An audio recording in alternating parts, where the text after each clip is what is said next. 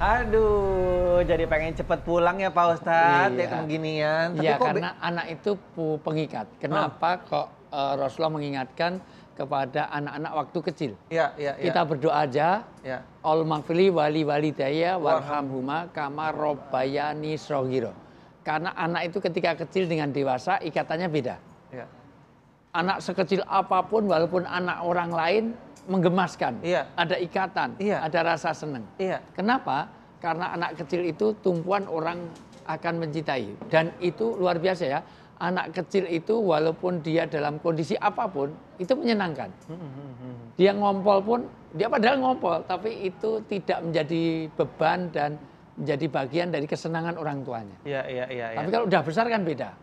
Ngompol udah besar ngompol gitu ya itu sebabnya. Lain cerita dong Pak Ustadz. Dan itulah Masya Allah kita itu melihat walaupun anak orang lain, kalau anak kecil kan ada ya gemeskan itu loh. Maksudnya Iya, ada benar. ikatan batin yang Iya. luar biasa. Saya juga kalau lagi kerja gitu, lihat handphone, lihat anak di rumah gitu, foto-foto segala macam, pengen cepet pulang. Tapi begitu udah pulang ke rumah kok kayaknya rumah saya berantakan, pusing gitu, pengen keluar dari rumah rasanya. Iya, karena lihat anak mertua. Kalau anak kandung ada beda lagi. Ya. Oke, Bisa. coba pengen tanya dulu. Bianca, boleh nggak sih Om Kinas ngobrol sama Bianca? Oke, yes, Oh, sih. nggak mau ngomong. Dia tatapannya lebih ke jijik ya sama Om Kinas ya. Makasih loh. Ini udah Cina. Pak. Nama kamu Ya. Bianca kan sayang? Ya udah tos aja deh sama Om. Terus, high five, Iya. Babi. Oke, ya sama Tristan deh, Tristan. High five. Oh, alhamdulillah, yes. Ada yang mau tos sama. Coba Pak Satu Ustadz lagi tos dong. sama Pak Ustadz. Tos satu Coba, lagi. Pak Ustadz. Ya. Nggak mau dia Pak Ustadz. Enggak. Pak Ustadz. Enggak, dia bukan tos tadi karena habis gini-gini mau ngelapin ke situ. Bisa aja Iya. ngelesnya. Iya. Nah, ini gimana nih masalah maintenance-nya? Ini ada yang repot nggak? Kalau mungkin secara finansial oke lah. Semuanya bisa teratasi gitu. Tapi hal apa yang saat ini membuat Mbak Monica pusing atau ribet di rumah ada nggak sih? Membagi kasih sayang. Bagi Karena kasih. anak-anak Ya. ini udah mulai besar. Jadi kayak sekarang kayak mau pergi itu kalau mereka di ruang tengah, kamar saya di atas. Saya lihat gitu, aduh ada mereka semua nih. Saya turun tangga tuh udah rebutan. Oh kalau bunda udah siap pasti mau pergi. Bunda semuanya. Terus kalau kan kadang-kadang kita nggak mungkin bawa semuanya 13 Ya, ke mall. Ya. Yang kita mau bawa misalnya 2. Itu untuk mau bawa 2 aja susahnya setengah mati. Karena semuanya ngikut ke depan. Oh iya juga ya kalau Tapi bawa pernah vakasi satu Iya rombongan. Pak? kemarin liburan gitu. Iya kita kemarin tahun baru di Bali semuanya ikut. Mau Bali. Satu hotel di booking kayaknya tuh. Iya. Itu Luar seru tuh. biasa. Dan ini kalau satu mobil kan nggak cukup ya. Ke Iya, Jogja juga kita. Oh, ke enggak, Jogja. ya ke Jogja pernah waktu itu. Bawa Semua. minibus berarti. Kita sewa satu bus waktu itu, satu bus sama 2 mobil ikut di belakang. Masya Allah. Untung waktu itu belum kenal aku. Kalau kenal minta traktir kayak iPhone. Oke, pengen tahu nih belak-belakan aja. Emang rumahnya Mbak Monica tuh sebesar apa sih? Terus ada berapa kamar sih Mbak? Kalau kamar tuh di rumah di atas ada 1, 2, 3, 4, 5, 6, 7. Di atas ada 8. Terus di Di bawah. atas 8 kamar, Iya, di bawah Di bawah ada 1, 2, 3, 5. 5. 13 kamar. 13 kamar. Masya Bayangin. Allah, luar Berarti biasa. itu tipe 21 ya. 21 mana muat Pak Ustadz. Sempil-sempil begini. 2 loh. kilo 1 kilo. Iya benar. Terus Jun Sewu kalau lancang nih, emang profesinya Mbak Monica sama suami itu apa sih kalau boleh tahu?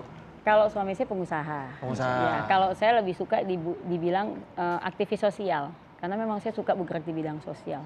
Oke, saya juga pengusaha. Setiap hari berusaha cari uang. Iya, Tapi kok nggak bisa insya punya 13 kamar ya rumahnya Pak Ustadz ya? Itulah ya. Ya. Saya sih lebih dari 13 kamar karena pesantren. Jadi anak Wah, santri. ya Allah. Tapi gini Pak Ustadz, Ya. kalau emang yang namanya mengangkat anak itu ada rezekinya sendiri. Iya. Misalnya saya, aduh kok rezekinya kurang. Terus saya ngangkat anak, bisa nggak rezeki saya tambah Bisa. banyak Pak Ustadz? Bisa. Saya lebih yakin pada sabda Nabi. Nabi kalau bersabda pasti benar. Yang biasa bohong itu bukan Nabi. Pasti, Itu benar. Politisi, pejabat, Aku sama nggak ikutan. bartender, Oh host gitu. itu bisa. Aku nggak ikutan. Ya, Nanti host. pulang saya nggak bisa sampai rumah nih. Tapi host ada yang suka. Ada, Ya ada, itu. Tapi ada. maksud saya, satu innamatun soruna watur zakuna watur hamuna biudafaikum.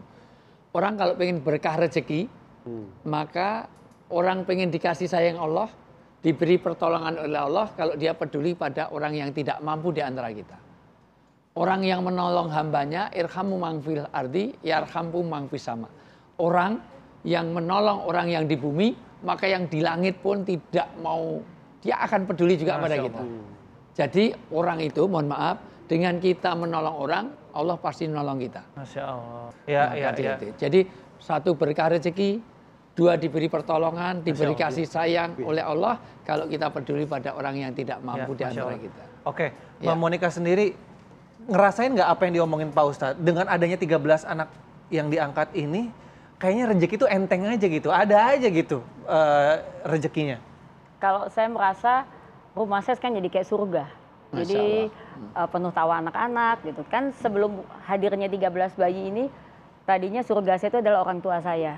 Ya. Jadi 2 orang tua saya, ada mertua saya, ada tante saya yang saya rawat dari mulai mereka sehat, terus mereka akhirnya sakit sampai nggak ada. Itu semuanya 4 tempatnya itu pada saat mereka nggak ada tuh saya di sampingnya semua.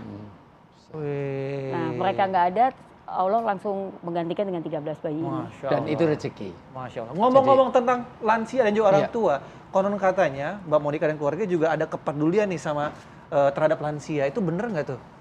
Iya, jadi memang saya itu lebih concern itu ke anak-anak dan lansia.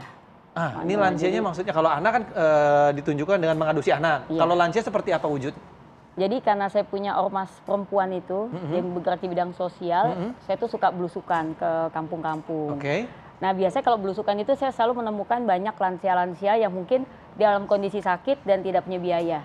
Jadi ya saya hanya bantu, jadi saya punya binaan-binaan yang orang-orang tua itu juga cukup banyak. Tapi juga. seniat itu sampai punya ormas hanya untuk peduli sama anak-anak dan juga lansia. Iya, niatnya untuk itu. Saya sebetulnya niat utamanya itu bergerak bersama untuk memberantas kemiskinan. Sebetulnya itu yang saya mau. Karena kalau saya sendiri tidak mungkin bisa. Tapi kalau kita semua bergandengan tangan, kita bergerak bersama, saya yakin insya Allah nggak ada kemiskinan di Indonesia. Sekarang sudah berapa cabang, berapa perwakilan, berapa? Di DKI, di Jawa Tengah udah ada. Oh ya. Di Jawa Tengah. Jogja sudah ada belum? Jogja itu ada, tapi mungkin karena kemarin 2 tahun tidak aktif, jadi kita baru mau itu lagi. Jawa Tengah udah, Jawa Timur udah, Jawa Barat. Banget. NTB udah, Aceh. Surat Al-Quran yang mana ini Pak Ustadz yang pertama, dilakukan sama Mbak Monika? Inilah ibadah yang sempurna. Ketika Rasulullah SAW itu diturunkan satu ayat bahwa ternyata ibadah itu tidak hanya mahdhu hubungan dengan Allah saja, tetapi juga bagaimana peduli pada sesama. Pertama, ara'aital ladzi yukadzibu bidin, kamu tahu siapa orang yang pendusta, berbohong dalam beragama, orang yang dia itu ibadah, sholatnya oke, puasanya oke, umroh haji oke, tetapi dia yadu'ul yatim. Dia tidak peduli pada anak yatim. Semua ayat-ayat kaitannya dengan muamalah itu selalu dihubungkan dengan ayat kaitannya dengan ubudiyah. Misalnya, perintah sholat itu selalu disambung dengan apa? Zakat. Ternyata sholat tidak cukup kalau tidak zakat. Sholat itu hubungan dengan Allah, zakat itu hubungan dengan sesama. Makanya asas agama itu 2 itu. Tolong dicatat baik-baik. Orang sholat itu Allahu Akbar, mengagungkan nama Allah. Tapi akhirnya Assalamualaikum untuk seluruh manusia. Jadi Allah manusia, Quran dimulai dengan basmalah, mengagungkan nama Allah. Tapi surat terakhir dari Al-Quran itu An-Nas, artinya manusia. Puasa semata-mata untuk Allah, tapi akhir puasa kita suruh apa? Zakat fitrah untuk siapa? Untuk manusia. Jadi kebaikan kita itu nggak cukup kalau kita hanya ibadah saja kepada Allah, tapi juga muamalah muasyarah di antara kita. Luar biasa. Itu hablum minallah, hablum minannas. Itu intinya. Oke, nanti kita ngobrol lagi sama Mbak Monika dan saya akan challenge nih. Nanti mau gendong antara Tristan atau mungkin Bianca. Kalau sampai ada yang mau digendong sama saya akan adopsi anak.